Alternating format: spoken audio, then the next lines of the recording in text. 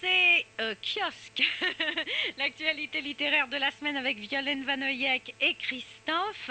Et l'actualité, mais la fébrile actualité de la rentrée, ça va être évidemment jusqu'au mois d'août tous les livres qui vont paraître sur les Jeux Olympiques puisqu'ils ont lieu cette année à Athènes, au mois d'août, je vous le rappelle.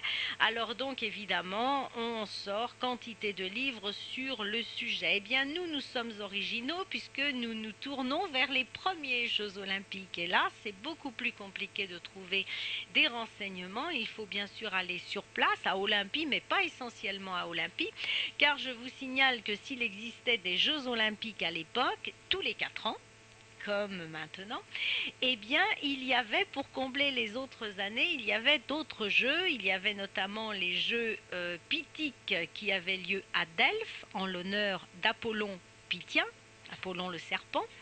Il y avait aussi les jeux qui avaient lieu à Corinthe. Il y avait les jeux qui avaient lieu à Némée, qui se trouve dans le Péloponnèse.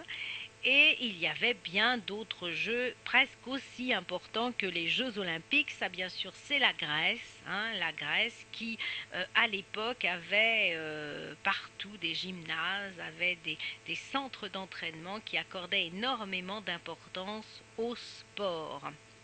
D'ailleurs, entre parenthèses, le mot sport, évidemment, à l'époque n'existait pas. On parlait de concours, d'agone. Le mot sport étant un mot anglais qui est apparu des années plus tard. Alors revenons justement, on a vu que le dopage existait. Alors évidemment, ce n'étaient pas les mêmes substances qui étaient prises, mais il y avait une volonté quand même quelquefois de tricherie. La preuve nous en est donnée par ces inscriptions que nous avons retrouvées sur les socles des Tsanes, ces statues qui étaient érigées en l'honneur de Zeus.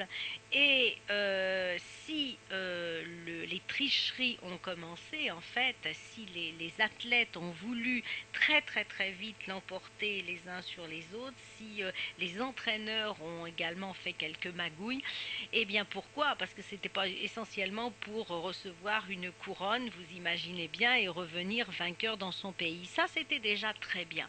Mais où les choses se sont compliquées, c'est quand les rémunérations et les avantages sociaux sont apparus, et ça c'est très tôt, puisqu'on en voit déjà au VIe siècle avant Jésus-Christ, et c'est Solon qui, le premier, aurait eu l'idée de rémunérer les athlètes.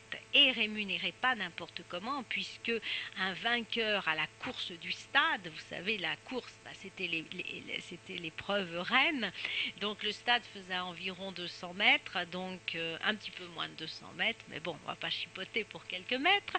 Donc on va dire l'épreuve reine, c'était vraiment l'épreuve du stade, et quand on avait remporté la victoire, eh bien on avait droit à tout un troupeau de bœufs ou de béliers ou de moutons. Ça pouvait représenter 10 ans de salaire, donc c'était quand même très important. Et puis quand on rentrait dans son pays, on avait des avantages sociaux incroyables. On pouvait s'installer aux premières places au théâtre, etc. On était exempté d'impôts, enfin on avait des avantages pour soi-même et on avait des avantages pour toute sa famille. Donc à partir du moment où tous ces avantages sont apparus, les champions olympiques ont commencé à tricher. Les entraîneurs ont également triché. Et pourtant, au milieu de toutes ces petites tricheries, Philocrate nous apprend par exemple que les entraîneurs sont les managers de la corruption et qu'ils deviennent entraîneurs par esprit de lucre, qu'ils sont mercantiles, qu'ils n'attachent aucun prix à la valeur athlétique et qu'ils n'hésitent pas à faire travailler des athlètes dès l'âge de 12 ans pour leur propre intérêt. Alors en dehors de tout ça, eh bien il y avait des belles histoires qui émergeaient, et je pense notamment à l'histoire de cette femme qui était entraîneur elle-même, je dirais pas entraîneuse, qui était entraîneur elle-même d'un athlète et qui était grand-mère de l'athlète le plus célèbre de l'époque, qui était immense, un grand gaillard de 2 mètres, qui était donc un lutteur extraordinaire. Et les femmes n'avaient pas le droit d'aller à Olympie pendant les Jeux masculins, sinon elles étaient condamnées à mort. Donc elle n'avait pas le droit de fouler le sol d'Olympie. Mais cet entraîneur, femme, eh bien, voulait voir son fils gagner. Et comme elle l'avait entraîné, elle l'a accompagné à Olympie. Alors, manque de chance pour elle, eh bien, quand il a gagné, parce qu'il a gagné, elle s'est précipitée dans le stade, et donc elle en a perdu sa tunique de bonheur.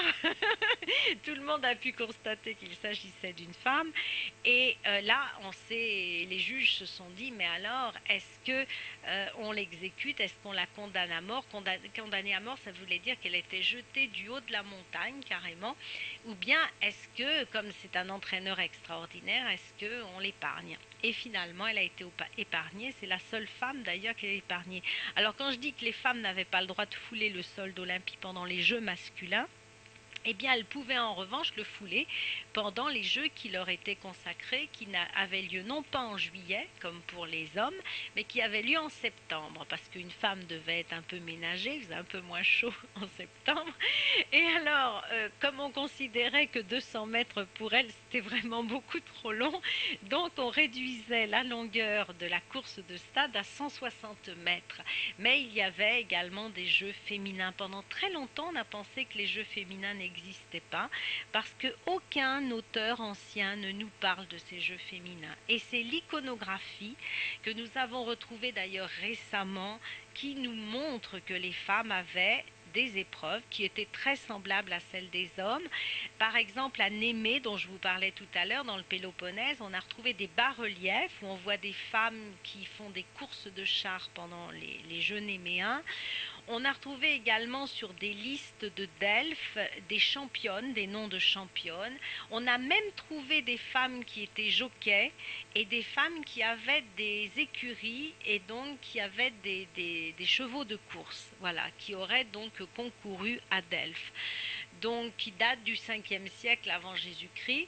Donc ça, c'est nos découvertes récentes. Et on a également quelques textes où elle s'adresse aux dieux juste avant les compétitions, ce qui était évidemment la tradition, et qui montre qu'il s'agit bien de femmes, puisque on a des désinences féminines, c'est bien des femmes qui s'expriment. Et curieusement, toute la littérature de l'époque ne nous donne pas de témoignages là-dessus, mais bon, maintenant, nous savons que les femmes, par exemple, à l'époque, s'entraînaient pour les JO, qu'elles faisaient leur jogging régulièrement le matin, enfin bon, éventuellement sur l'agora, peut-être sur la place publique. Bon, toujours est-il que c'est une belle histoire que cette femme entraîneur qui a été épargnée, mais petit à petit les récompenses atteignent des sommets.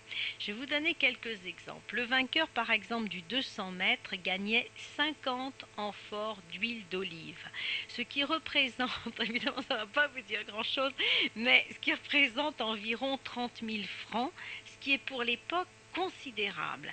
Le vainqueur du pugilat gagnait 30 amphores, donc la moitié moins. Le vainqueur de la course de chars gagnait 140 amphores, c'est énorme. Et les entraîneurs, donc, chose qui était formellement interdite, vendaient très souvent leurs poulains bien entraînés à d'autres clubs si les clubs étaient plus offrants. Et là, on verra aussi que c'était extrêmement réprimandé.